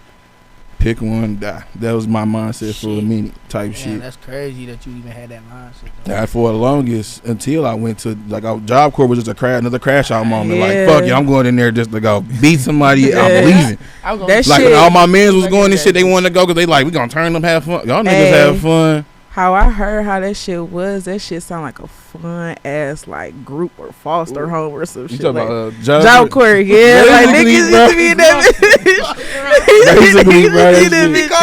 Foster home for fucked up kids. Yeah, that's what the fuck it is. But nah, like I'ma piggyback off of like how he said like he lost, you know, his people and shit, and you know like you sitting there and you don't even know what the fuck you were angry for, cause like when I lost my grandparents, I lost them straight out of high school. I moved from Atlanta in August. In 2016, September, that same year, a month later, our house got caught on fire and they died. Wow. And I feel like when shit happens to you like that, I feel like number one, you're taking something from me. And then this number two, I have to start my life all the way over again. You know what I'm saying? Like, I felt like I was a fucking newborn baby. I done came out that bitch. I done been stripped all the way down. You feel what I'm saying? But growing into a woman and stuff like that situation, because, you know, like me, my mom, my grandma, my dad, we was all in that shit. So, like, growing up into a female, I had to learn, like, how to suppress that anger, because grieving, me, I'm not sad. I get fucking angry. Like, man, like, if I cry, it has to be something so sad and detrimental to my heart for me to cry out. But it's like when you go through shit and you see shit and you see trauma, because me, I'm like, fuck, I'm 18, I'm supposed to be in a 4-year university turning the fuck up, you know what I'm saying? But it's like, nah, you know what I'm saying, I got to get on my knuckles and try. Like, I had to bury both of my grandparents at the age of 18, and that right there turned me into a fucking menace when I was 18 to 21. Like, just hanging out in the streets, hanging around like wrong crowds and shit, like hanging around street niggas, hanging around females who ain't on shit, you know what I'm saying? Like, that shit will fully, like, part of your environment. You know what I'm saying? And then it is part of your environment. Yeah, and shout out to the road too. He came on. He said. And then it's like you'll have a moment where some horrible shit happen. You feel what I'm saying? And you'll sit there and you'll be like, this shit gotta stop. And then, like, grieving, that shit is like a hard process, because I be telling people, like, you can't expect motherfuckers just to get over some shit, especially if it's someone who you see like every day. Like, you know what I'm saying? Like, me, I'm grateful to have my mom here, but if, you know what I'm saying, if any one of y'all don't have y'all mom, me, I don't know what the fuck I would do. You feel what I'm saying? Like that shit right there. I take that shit serious, bro. Yeah, you feel me? Like that shit. Cause I might crash out. Like, real nigga shit. Like, I ain't gonna lie, real. bro. I feel like I ain't gonna lie. For real though. If shit with it, man, I ain't go. For real, I ain't gonna lie, she keeping me sane. I'm one of them people, like, if I feel like you going through something, I wear that shit on my sleeve too. Like, when bro be going, like, when if he disappeared for too long, I'm thinking like, all right, something wrong with my something going on. Like, yeah, you know, some like, even with you, I'd be like, bro, tap you in. do. He was. He And told me don't tap in with for a it. little minute. I'm like, all right, bro. He know, but he know what he understands. And me, like, that's I'm real the nigga type shit though. That's you gotta check on your people. Facts, you know what I'm saying? Like, in high school, RIP my nigga Billy Watts. That was my ex and shit, and he killed himself his senior year, and that was like in 2014. And I was just like, bro, like, the happiest motherfuckers be going through the darkest, deepest shit that you don't even know. You feel what I'm saying? And then you would think, oh, you know, especially because y'all hella young too. You know what I'm saying? Like, high school, I know it may not seem like it like that, you know what I'm saying? But high school, we were young as fuck. We didn't know anything back then. And when I look at high school now, I look at it like I look at the grassy and shit. Like, yes, like we were going through adult problems. Watching that shit as a kid, bro, you like, I can't wait to be a fucking. You think you an adult? Oh yeah, you feel me? While that show shit going on, yeah, you seeing the shit around your environment. Facts, bro, and it's like, yeah, because then that shit just seemed like a fucking dream. Shit don't seem real. Like, my fucking environment is like, nigga. Do y'all niggas remember SMB? Nigga, I was trying to, the SMB, yeah. Oh, nigga, yeah. You know how bad I was trying to get. Remember, we used to fucking put the racers and shit. Yeah, like, listen, this shit was not I would normal. never do no shit like that. Growing up where that shit hurt. From, and being that hood in between, I used to hate when niggas hit me with it. Yeah. Oh my god. I'm gonna fuck. That shit's embedded in me, nigga. That shit embedded, nigga. I can't take it. I understand though, but I can't trip though, because like I got people around that is from that area, and I understand. But I ain't gonna lie, I'm still gonna hit my shit. There's no disrespect. I'm gonna close my shit, but like a lot of people, I'm gonna lock your ass up before you leave it. Like, no disrespect, niggas just don't be noticed. Like, me being from the zone and shit, like, a lot of niggas be thinking like, oh shit, you blood affiliated. That's what I be like, nah, like, I'm red not hair and shit. Red is just my favorite fucking color, you know what I'm saying? But no, you sound like my sister, bruh. But oh shit. But no, I like just it's just so fucking crazy. Like, it's crazy as fuck. I feel like black men, the mental health, y'all need to go. Like, if y'all done seen shit if y'all done been through some shit, go and talk to someone because you're not weak. That's only just making you stronger as a man. Okay, I want to get into that conversation. Actually, I want to get into that with what she just said. For us men, I feel like, and I'm posing this question to you as well, though. As us men, though, like they be like, express our feelings. As soon as we do that shit, they throw that shit right in our face. They be like, yeah, your pussy ass. Wait, weren't you crying about your daddy, nigga? Let me. All right. I'm confiding in you. So I'm glad. Somebody in the comments said some people aren't getting their degree in the right field. That is true. Facts for sure. Chinese already there. Literally, they up at the top of the food chain. You feel me? They are so smart. But no, nigga, we need more psychologists. You have seen these kids, huh? The mental health is crazy. Is a skibbity toilet, nigga. Yeah, I swear to God. Really, they really fucked up, and they seen a lot of shit. They getting exposed to so much at an early age, like, and it's so much shit. Like a fucking 5-year-old asked me about the Illuminati, bro. How do you know that? What are you talking about? Because our generations was so open with our shit is even more open. Especially because of social media. You know what I'm saying? And because they get a fucking iPad put in front of them and they. Hold on. Hey, with that somebody. We not skipping past what the hell was just going on. I'm sorry, bro. With these motherfuckers. I'm sorry. Oh yeah, the situation with this shit. You did. Okay, so look. With these women, bro. The question that he just had asked me. No, we good. I'm talking shit. So the question that he just asked me, as far as like men being mentally vulnerable. Okay, I'm speaking for me. We mentally abused. No, I'm talking shit. I'm speaking for me. Okay, so me, like, if I'm fucking with you, like, I'm gonna go on a reference, like my past situation or whatever. I've been knowing this nigga since we was like kids. Like, we gonna get a reference call too. Hey, if we do that shit. If we do, hey baby. Ooh. I know you miss me. But no, you'll get that reference call. You gonna be like, that motherfucker crazy. I know you miss me, boo, but that nigga. But back to what he was saying though, like but back to what he was saying though, like he grew up in some shit, you feel what I'm saying? And then I know for a fact he grew up in some shit. So it's like, me as a woman, and I'm your woman, I'ma make you feel comfortable as possible. And me, who the fuck am I to judge? Because I done been through some shit. I done did some shit. You know what I'm saying? So who am I to sit up here and judge? Now, as far as like other females, their mind is not there. You know what I'm saying? They can't sit down and have a conversation with you, because right now, all these females, they just trying to get some money. They want some money out of a nigga. You feel what I'm saying? But if I fucks with you and I like you, we're gonna sit and I'm gonna be like, hey, look, me and you gonna have a little trauma talk. I need to know what the fuck happened to you, and you need to know what the fuck happened to me. Because why? We need to understand each other. I feel like that's the transparency is very important. I feel like a lot of females do not know how to be transparent as well.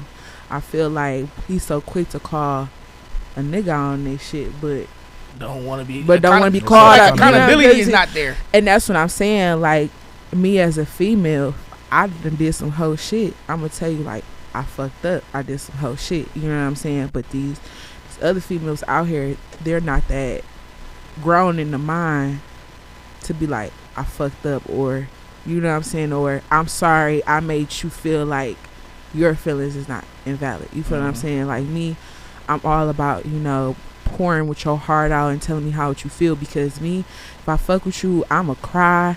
I'ma tell you every motherfucking thing. You feel what I'm saying? Yeah. Like, I'm gonna tell you everything. So it's like, me, it's no secrets. Like, I don't hide from a nigga. I tell a nigga everything what's up with me. Like, and I'm the type of female, it's in front of you, you take it, you take it. If you don't, hey, so be it. You know? You telling me, all right, so in this scenario, right, a nigga, you wonder why he got this child's, he got a blanket attachment to this fucking blanket, right? Mm-hmm. And he freaks the fuck out when he don't have it. It's grown ass men talking about. Right. How you gonna approach that? I'm gonna ask him, like, what happened in your childhood to make you feel like you need to be attached to this blanket? What occurred in your childhood as far as you being abused emotionally, sexually, physically, you know what I'm saying? Like, men, y'all go through a lot of things and y'all do not say anything because y'all are afraid. But as a woman, y'all is just as victims as we are, you know what I'm saying? We don't see ourselves as victims. Y'all don't, but it's like y'all are. Like, I don't either. Y'all are, you know what I'm saying? We are victims. And I'm quick to be like, nobody owe me nothing, no apologies, whatever for everybody. And I'm the same way. I'm the same way. I'm a man now. I couldn't just change that shit. Yeah. You feel me? And if I'm aware of some shit, like I'm aware that my dad had me, I'm around the age when my dad had me. I don't think, I could definitely be a better father because I can just be present, but like, besides the being present, it's not good enough. It's not. You can be present and be a fucking failure still. Absolutely. You know what I'm saying? So, you know what I'm saying? Like, am I well equipped for that? Am I mentally stable for that? Like, I go to therapy now. I do try to stop certain shit, certain cycles, starting with school. Starting with finishing school, starting with realizing what the fuck going on, trying to help other people that's kids and shit like that. Like, I'm trying to help other kids get to that and know that it's real. Like, I'm trying to be a representation. It's real. You can do it. Yeah, hell yeah. Like, me, like, I know for a fact, like, because my dad growing up, he was just like, he go to work, he take care of home, he does this, he does that. You know what I'm saying? My daddy worked a lot when I was a child. So my granddaddy on my mom's side, he came in and he took over. He coming to pick me up from school when he can't, you know what I'm saying? Because my daddy, he got 2 jobs, you know what I'm saying? He ain't trying to be out in the street and trying to be the next, Frank Lucas and Big Weeks, you know what I'm saying? But growing into a woman, those are the type of niggas that I clinged on to, was the drug dealer niggas, the niggas who trying to be the kingpin. That's what I seen in the street. Yeah, absolutely. And those, not saying that my dad, he didn't protect me as a child, but he wasn't that stern man that I need him to be. You know what I'm saying? He left room to be. You know what I'm saying? And then, like, growing up into a grown woman, me trying to get into relationships, date and shit like that, it's like the only niggas who I talk to is street niggas. Right. And it's like, when you're a woman and you're talking to street niggas, number one, you a motherfucking target automatically, baby. Hey, I don't. You the first target. You the first target. I'ma let y'all. I'ma hit them where it hurt. I'ma let y'all females know right now. If you think you're safe, baby, you're not. You're not safe at all. Number 2, your man ain't gonna be there. He gonna be out. Cause ain't no nigga gonna put you in there. No, he's especially if he love you. You feel what I'm saying? He ain't gonna take you to no spots game. No, you gonna be really private. No, you're gonna be really secure. You're gonna be out the way. You're not gonna be on the block. Absolutely, if he put a bitch on the block, he don't care about it. He don't care about you. Yeah, you feel me? So you shouldn't really be on the block. You shouldn't be dangling. You shouldn't be around the block. Like, so it's like these females out here for real, they got daddy problems for sure, because it's like, you can have a father inside of the household, but just like you said, they taking care of households first. They paying the bills, make sure you got clothes on your back, make sure they got food. They're not here talking to you. But they're not talking to you like, hey, they're not installing how are you? You know what I'm saying? What's going on in your mind, especially as a child, because I feel like children hugs, shit, like like I feel like children see more. You know what I'm saying? Like, just like they said, like, children is like a sponge. You feel what I'm saying? They soak up so much shit, and then it's like, when you growing into an adult, and you be like, man, I'm so fucked up. Look what the fuck you seen as a fucking kid. You know what I'm saying? You see, as being a child and now having a child, even my little baby is only 1. She going on 2. But kids know more than what you absolutely. They are very smart. Girl, like, she be doing certain stuff. She know I'm about to say don't do it, but she be like, she'll do it anyway because she wants. Stare at me before he knew he wasn't supposed to do it. He pick up a penny and look at me. No, it's the no and then still do it. They know for sure. Like, they know for sure. So it's just like, shout out to all the babies. Yeah, for real. I ain't got none, but hey, shout out to the ones who got none. But you know, they important. I got 2 of them. I definitely want. You're wild as fuck, but I definitely want to have you back on more regularly, bro. You one of my favorite people. My shit you know went what I'm out saying? To kick it with and talk to on the outside of this shit, podcast shit, you know, we fuck with you heavy. You know, I'm come back home and come tap in with you. I'm glad you reached out to me because I ain't seen my oldest boy in so long, man. And even with you, not in the fault, I definitely want you to come back and be, you know what I'm saying, a regular on the show. You know what I'm saying? You for sure. With a different my mic vibe. off, but yeah, for sure. And you came with a different vibe and a different perspective that I like. And we, you know, one of our what would I say, like criticisms of our show, besides smoking too much in the beginning, was not having a woman perspective. You know what I'm saying? So that's why I asked that question. I had to get that question. Yeah. No, we no they in the beginning. At first. Man. You know how the hell. I remember that one time I gave y'all them Eddies and he was gone for the rest of the show. But I definitely want to have y'all back on. But I'm also bearing. Oh man, for sure. Lil Cook, shout out to Lil Cook. I appreciate you. You know what I'm saying? I really do be drinking coffee, so. I'm about to start drinking coffee. You know, you might want to take that shit to the club.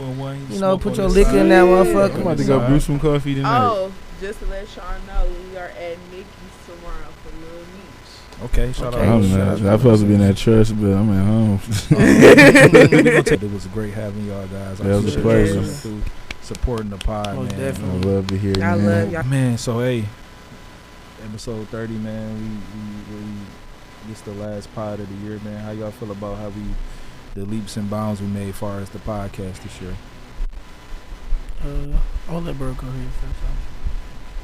I feel like y'all boys did a great job. You know, I didn't get really in tune or added on the show until later in the year. Before what I saw, playing the background for a minute, y'all boys did a good job. See, the thing about it is, when you building a team and you building like people, everybody, you don't have to be on camera to be a part of it. Like when we was at the old spot, you know what I'm saying, used to pull up, come smoke with us, you know what I'm saying, different shit like that. So don't feel like that as far as like being on camera, because it's been interviews where he didn't been in the background or whatever, and like certain stuff, like we wasn't allotted this amount. You know, like I'm cool with that though. You know, I'm like a Jordan Poole behind Steph Curry. Like I play my role. Like, Lou Will, if I need to come off the bench, drop 30. That's what I'm gonna do. Yeah, for sure.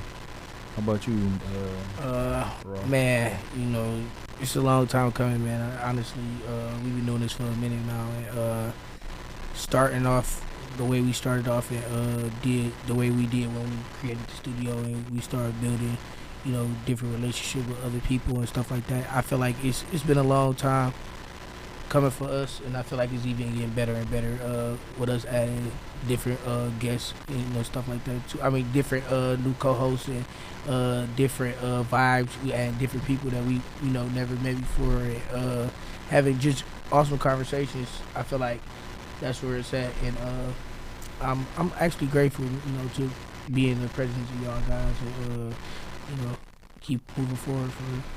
Definitely. I feel like the podcast has grown. We're expanding the amount of people we bring on. We're expanding the different conversations.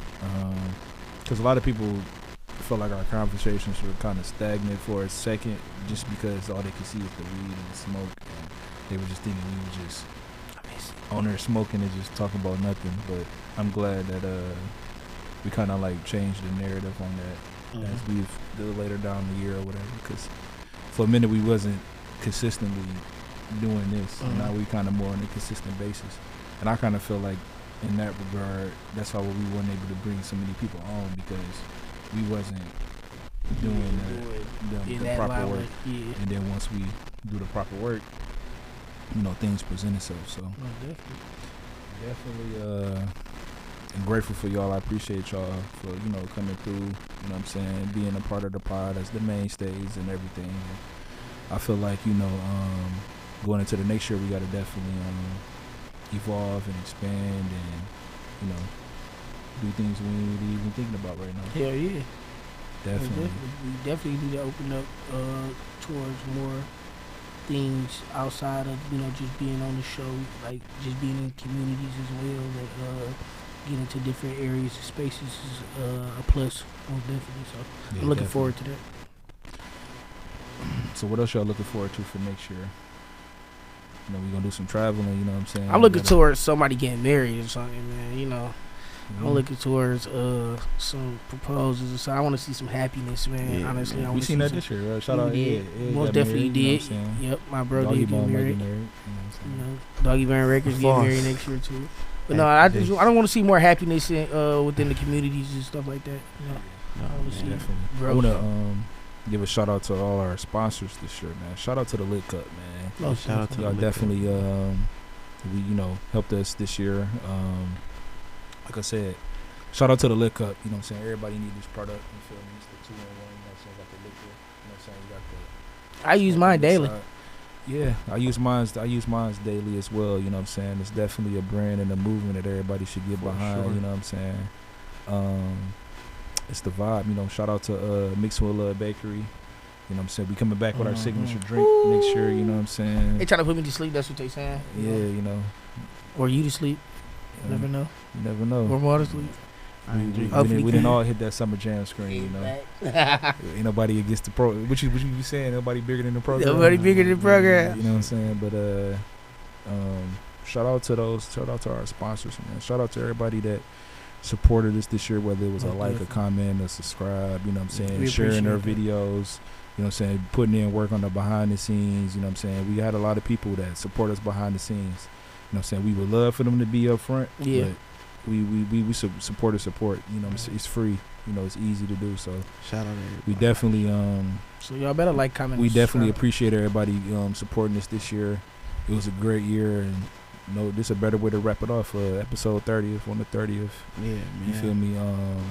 Happy New Year's, everybody. Bro. Make sure y'all smoke something to this.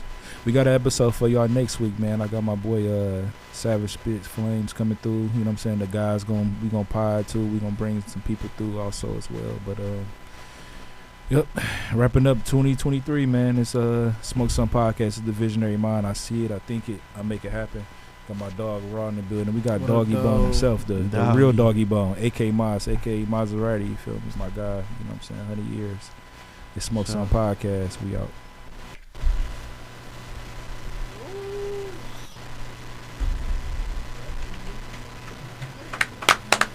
That's a wrap.